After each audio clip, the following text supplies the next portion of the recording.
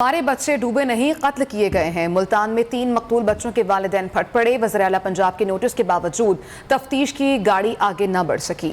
तीनों बच्चे 2 दिन पहले अगवा हुए। गुज़िश्ता रात तालाब से उनकी लाशें मिली। बच्चे डूबकर जान से गए या उन्हें कत्ल किया गया, ये मुअम्मा अब तक हल ना हो सका। गम से निढाल वालिदैन दुआएं दे रहे हैं कि इंसाफ दिया जाए। आपको एक मरतबा फिर अपडेट करें इस अफसोसनाक हादसे के बारे में, जिसके बारे में यह दावा किया जा रहा है वालिदैन की जानिब से कि हमारे बच्चे डूबे नहीं बल्कि उन्हें कत्ल किया गया। मुल्तान में 3 मकतूल बच्चों के वालिदैन फट पड़े। वज़ीर आला पंजाब के नोटिस के बावजूद तफ्तीश की गाड़ी आगे न बढ़ सकी। तीनों बच्चे 2 दिन पहले अगवा हुए थे।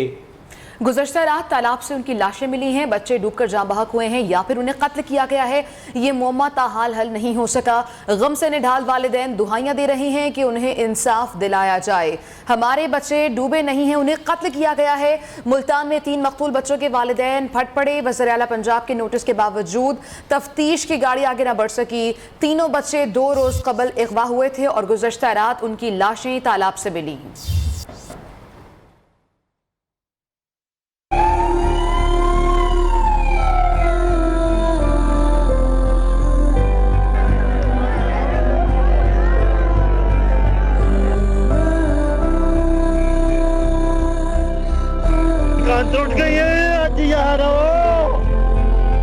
मुल्तान के इलाके चाह कोठेवाला में 3 बच्चों की हलाकत का दिलखराश वाकया।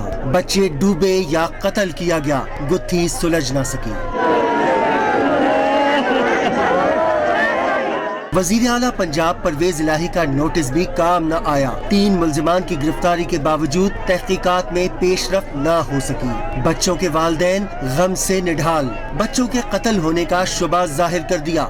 हम डॉक्टर रिपोर्ट की इंतज़ार कर रहे हैं, उसके बाद जो हमारा अमल आएगा। पुलिस तावन बस ठीक ही कर रही है।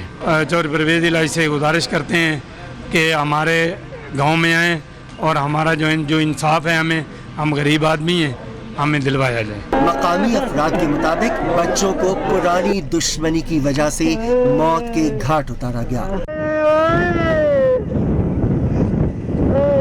तीनों बच्चों का पोस्टमार्टम नश्तर अस्पताल में किया गया। मुल्जिमान तक पहुंचने के लिए पुलिस को पोस्टमार्टम रिपोर्ट का इंतजार है। 10 साला मुरसलीन, 9 साला अरसलान और 12 साला मोहम्मद काशिफ यौम आशूर के रोज अगवा हुए थे, जिसके बाद गुज़िश्ता रोज उनकी लाशें मिली।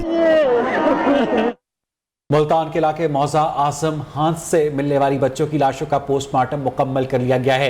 शक की बुनियाद पर मकतूल बच्चों के हमसाए 2 भाइयों समेत 3 अफराद को पुलिस ने गिरफ्तार किया हुआ है। ताहम तहकीकात आगे नहीं बढ़ पाई। लाशों को पोस्टमार्टम मुकम्मल होने पर आबाई इलाके मुंतकिल किया गया है। इसी पर तफसीलात जान लेते हैं। नुमाइंदा न्यूज़ मुल्तान से इमरान अरशद हमारे साथ मौजूद हैं। इमरान, बताइएगा तहकीकात के हवाले से।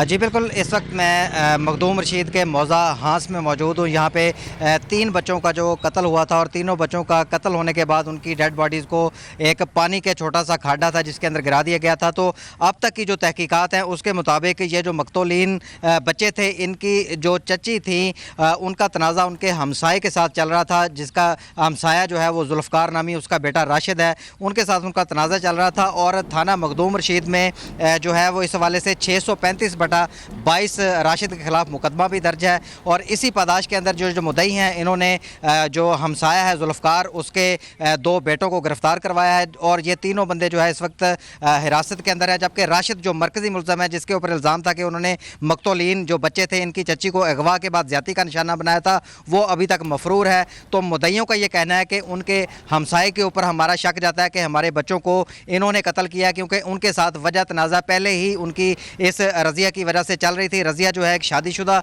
खातून है, 4 उसके बच्चे हैं। तो इसी वाले से जो मुकदमा दर्ज किया गया था, मुद्दइयों का कहना है कि इसके अंदर भी पुलिस ने कोई खातर खा पेश रफ्त नहीं की। पुलिस को पहले भी इस मुकदमे के हवाले से जो है आगाह किया जाता रहा, पहले भी हमें धमकियाँ मिलती रही, लेकिन पुलिस ने इसके ऊपर किसी किस्म का कोई एक्शन नहीं लिया। और जो राशिद था, जिसकी वजह से वो मौके से घर से फरार हो गया और ये वजह तनाज़ा जो है वो इस कदर शिद्दत अख्तियार कर गई कि कल उनके जो है बच्चे, उनको कत्ल कर दिया गया। जो वर्सा है उनसे हमारी बात हुई, तो उनका कहना था कि जो तीनों बच्चों की डेड बॉडीज़ मिली हैं उनकी आंखें भी किसी तेज़ दर आले से निकाली गई हैं। ताहम अभी तक हतमी पोस्टमार्टम की रिपोर्ट जो है वो वारसीन जो वर्सा हैं उनको यहाँ पे मौसूल नहीं हुई। घर के अंदर कोहराम मचा हुआ है, बस्ती की हर आंख अश्कबार है और उसके साथ साथ जो बच्चे के वालदा हैं वो इस वक्त भी अपने घर के अंदर बेहोश है। अच्छा इमरान अरशद, ये बताइएगा कि जो पोस्टमार्टम मुकम्मल किया गया है उसमें मौत की वजह सामने आई है और जिन अफराद को हिरासत में लिया गया था उन्होंने कोई बयान दिया इस हवाले से? इमरान,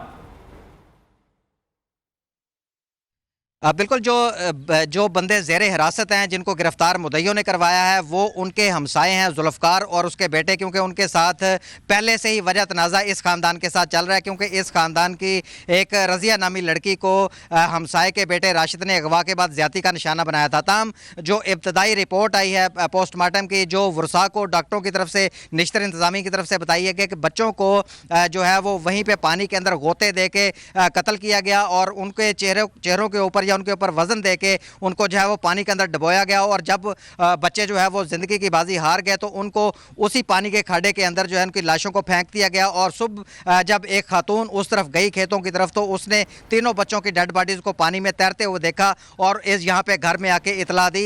तो पोस्टमार्टम की रिपोर्ट के मुताबिक बच्चे जो है उनको पानी के अंदर गोते दे के मारा गया और गोते देते वक्त जो है बच्चों की दिमाग की रगें फट गई, जिसकी वजह से उनके मुंह से ब्लीडिंग भी हो रही थी। जब पोस्टमार्टम के लिए रात डेड बॉडीज को निश्तर अस्पताल के मोचरी पोस्टमार्टम रिपोर्ट के मुताबिक तीनों बच्चों को पानी में गोते देकर कत्ल किया गया है। अपडेट कर रहे थे इमरान अरशद। मुल्तान के इलाके मौजा आजम हाथ से मिलने वाली बच्चों की लाशों का पोस्टमार्टम मुकम्मल कर लिया गया है। शक की बुनियाद पर मकतूल बच्चे के हमसाए 2 भाइयों समेत 3 अफराद को पुलिस ने गिरफ्तार किया हुआ है।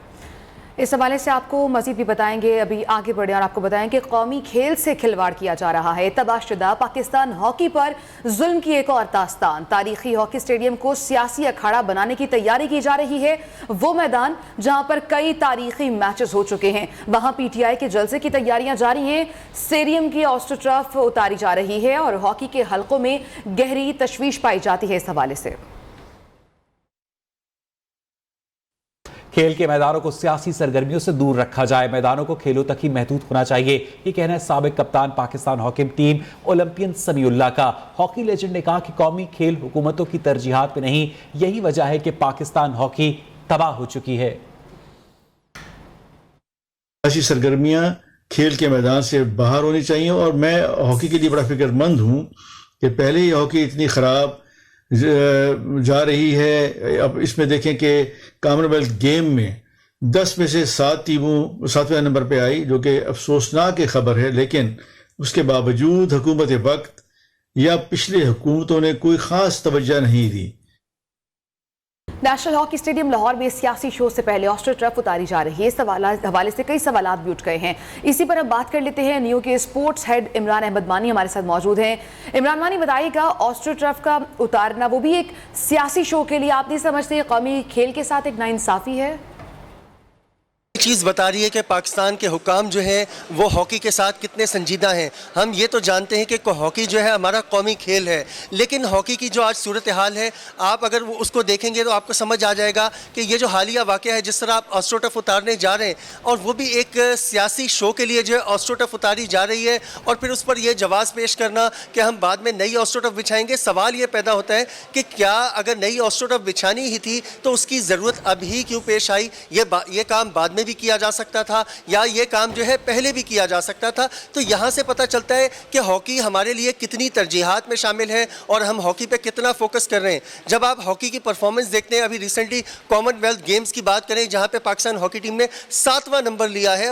पाकिस्तान आप जानते हैं कि 4 मरतबा का आलमी चैम्पियन है और एक टीम जब इस नहज पर पहुँच जाती है तो खुद ब खुद सूरत हाल सामने आ जाती है। अब ये जो ऑस्ट्रोटर्फ उतारने का वाक़या है, ये खुद एक हॉकी के ऊपर सवालिया निशान है। फिर इसी के साथ साथ ये भी सवाल उठता है कि क्या खेलों के मैदानों पर सियासी सरगर्मियां होनी चाहिए। दुनिया के किसी मुल्क में ऐसी मिसाल नहीं मिलती है और हमारे यहाँ जो है ये रिवाज बढ़ता चला जा रहा है कि इससे पहले भी बारहा मुल्तान के क्रिकेट स्टेडियम में जलसे हुए, अब ये लाहौर में जलसा हो रहा है। तो ये एक बहुत बड़ा सवालिया निशान है पाकिस्तान में खेलों के मुस्तकबिल के लिए कि आप एक ऐसा मैदान जहाँ पर रिकॉर्ड्स बन चुके हैं, जहाँ पर वर्ल्ड कप हो चुका है, जहाँ से चैम्पियंस ट्रॉफी का आगाज़ हुआ था, जहाँ पर कई यादगार मैचेस हुए, जहाँ कई लेजेंड्स खेल चुके हैं, उस मैदान के ऊपर जो है आप महज एक सियासी शो के लिए जो है ऑस्ट्रोटर्फ को उतार रहे हैं। आपको मालूम होना इमरान मानी चाहिए। आप हमारे साथ ही रहेगा। दुनिया के बड़े हॉकी स्टेडियम्स में शुमार होने वाले मैदान में खेल नहीं जलसा होगा। लाहौर में सिर्फ हॉकी ग्राउंड ही क्यों जलसे के लिए चुना गया, दीगर भी कई ऐसे मकामात मौजूद है जहां पर बड़े बड़े जुलूस हो सकते हैं। ग्रेटर इकबाल पार्क में कई जलसे हो चुके हैं। इसके अलावा वहदत रोड, डूंगी ग्राउंड, समनाबाद डूंगी ग्राउंड और चेरिंग क्रॉस पर भी हजारों का मजमा लग सकता है। सिर्फ इसी मैदान का इंतखाब क्यों किया गया? और मजीद कितने ऐसे ग्राउंड्स हैं लाहौर में जहां इतने बड़े जलसे हो सकते हैं, इस हवाले से हम मजीद बात कर लेते हैं। नुमाइंदा नियो न्यूज आमिर सलामत हमारे साथ मौजूद हैं। आमिर, हॉकी स्टेडियम में जलसा करना ही क्या वाहिद ऑप्शन था? लाहौर में कौन कौन से ऐसे बड़े ग्राउंड्स हैं जहां पीटीआई जलसा कर सकती थी? जी बिल्कुल, जिस तरह से ये नेशनल हॉकी स्टेडियम का इंतखाब किया गया है, ये बड़ी ताजुब की बात भी है, चूंकि इमरान खान साहब खुद भी स्पोर्ट्समैन रहे हैं और उनके दर्द को भी समझ सकते हैं। ये जो ऑस्ट्रोटर्फ को उतारने के हवाले से भी है, 3 से 4 माह इसको दोबारा लगने में अगर लग जाते हैं तो ये तमाम जो प्लेयर्स हैं वो कैसे यहाँ पर प्रैक्टिस करेंगे, किस तरह खेलेंगे, ये भी एक सवालिया निशान है। और अगर बात करें दीगर मुकामात की, तो लाहौर की जो तारीख है उसमें ग्रेटर इकबाल पार्क में जो बड़े जलसे हुए हैं, तमाम सियासी जमातों ने वहाँ पर अपना पावर शो किया है। इसी तरह समनाबाद डूंगी ग्राउंड में भी जलसे हुए हैं, चेरिंग क्रॉस पे भी जलसे हुए हैं। मगर हमारे ज़राए ने यह बताया है कि लिबर्टी के करीब ये चूंकि गद्दाफी स्टेडियम पड़ता है, आज़ादी का जश्न है, रश होना है, ये वो ऐसे मुकामात हैं जिनको शायद चेरिंग क्रॉस को बंद ना कर पाते, मगर डूंगी ग्राउंड में ये मुमकिन हो सकता था। मगर उसके लिए उन्होंने ये दरख्वास्त नहीं दी, इसी मुकाम को इंतखाब किया इसका कि यहाँ पर तमाम जो क्राउड है राइट लेफ्ट, चूंकि लिबर्टी चौक वैसे ही शदीद रश की जद में आ जाता है, आज़ादी का जश्न मनाने के लिए तमाम जो लाहौरी हैं वो बाहर दिखाई देते हैं, तो ये उसके करीब ही एक मुकाम रखा है ताकि इस शो को कामयाब भी दिखाने के लिए भी ये हिकमत इल्मी हमारे ज़राए बताते हैं कि वो अपनाई गई है कि ये राइट लेफ्ट में जो मुकाम लगते हैं, एक साइड पर लिबर्टी है, दूसरी साइड पर फिरोजपुर रोड है, किलार रोड है, ये तमाम रोड जब ब्लॉक हो जाएगी तो इसका पावर शो तहरीक इंसाफ का शायद इस वजह से भी उस दिन 13 अगस्त की रात होगी और 14 अगस्त का रश भी होगा। लोग 12 बजे निकलते हैं, लाहौरी तो इस हवाले से बहुत मशहूर हैं, 12 बजे निकलकर अपनी खुशी का इजहार करते हैं। जलसे के हवाले से भी आमिर सलामत, आप हमें जो ऑप्शंस के हवाले से बता रहे थे लाहौर में जो ग्राउंड्स मौजूद हैं जहां पर जलसा किया जा सकता है। आमिर, आपका भी बहुत शुक्रिया। इमरान मानी हमारे स्पोर्ट्स हेड हमें अपडेट कर रहे थे। इमरान, आपका भी बहुत शुक्रिया। यूनिट सिफर बिल 7,000 रुपए। मुल्तान में मैपको का कारनामा सामने आ गया। गरीब माजूर शख्स के घर 7,000 रुपए का बिल भेज दिया गया। माजूर शख्स समेत दीगर अहले इलाका भारी बिल मिलने के ऊपर सरापा एहतजाज बन गए। उनका कहना है कि इतने बड़े बिल कहां से भरे। इसी हवाले से मजीद जानेंगे अपने नुमाइंदे इमरान अरशद से। इमरान, बताइएगा। जी बिल्कुल, इस वक्त मैं MDA रोड के ऊपर मौजूद हूँ। यहाँ पे जो बिजली के इजाफी बिल आए हैं उसके खिलाफ शहरी सरापा एहतजाज है। उन्होंने यहाँ पे रोड को ब्लॉक किया हुआ है और उनके हाथों में बिल पकड़े हुए हैं। उनका कहना है कि जिनके 0 यूनिट भी है उनका बिल भी 6 से 7 हज़ार से जायद आ चुका है। तो एक मजदूर शख्स इस शदीद गर्मी के अंदर एहतजाज करने में यहाँ पे मसरूफ है। ये आप देख सकते हैं कि बिल उनके हाथ में है और अपनी खूंटी के साथ वो यहाँ पे इस वक्त शदीद गर्मी के अंदर एहतजाज कर रहे हैं। इनसे आप बात करते हैं। जी, आप बताइएगा कि क्या मसला है? 0 यूनिट का बिल 6900 भेज दिया। हम भर सकते हैं, हम गरीब लोग हैं, हमारी रोटी पूरी नहीं होती। इन्होंने नहीं ये 6900 का बिल भेज दिया है। साथ ही हमारे से ये तो बर्दाश्त नहीं होता, हमसे हम नहीं भर सकते। हम मजदूर लोग हैं, हमसे ये हमारे दिहाड़ीदार लोग हैं। हमारे जो इन्होंने 6900 रुपये 0 यूनिट का बिल भेज दिया। इनका मेहरबानी करें, इनको ये खत्म करें, हमारे जो है ना एहतजाज को मंजूर करें। बिल्कुल, यहाँ पे आपने देखा कि मजदूर शख्स समेत यहाँ पे इलाका में बकीन जो है वो सरापा एहतजाज है। उनका कहना है कि जो बिजली के बिल बहुत कम इस्तेमाल हुए हैं लेकिन बिल जो है वो बहुत ज्यादा आ चुका है, जिसकी वजह से शहरी यहाँ पे सरापा एहतजाज है और हुकूमत के खिलाफ नारेबाजी का सिलसिला भी जारी है। जी, इसी सारे मामले पर बात करने के लिए इस वक्त हमारे साथ तहरीक इंसाफ के MPA वसीम खान बातोज़ई मौजूद हैं, जो कि इस हल्के को रिप्रेजेंट करते हैं पंजाब असेंबली में। वसीम साहब, बहुत बहुत शुक्रिया आपके वक्त के लिए।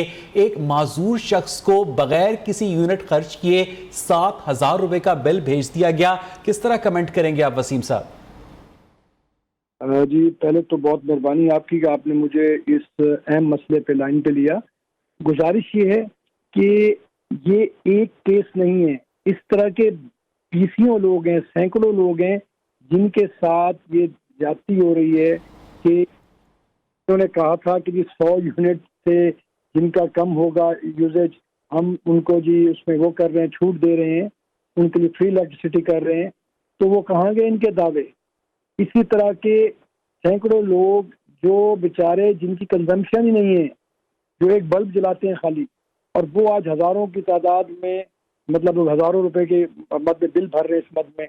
और ये मैं सिर्फ इतना ही कहूँगा कि इस वफाकी हुकूमत ने जो ये PDM का ये 13-14 जमातें मिलके जिन्होंने इस मुल्क पर कब्जा किया और एक जमहूरी हुकूमत को रुखसत करके और ये लुटेरों को बिठाया गया, उन लोगों को आवाम के दुख दर्द से क्या लेना। उन्होंने तो अपने नैब के केसेस खत्म कराने के लिए, उसमें अमेंडमेंट्स करने के लिए और अपनी जान छुड़वाने के लिए ये सारा नाटक रचा था।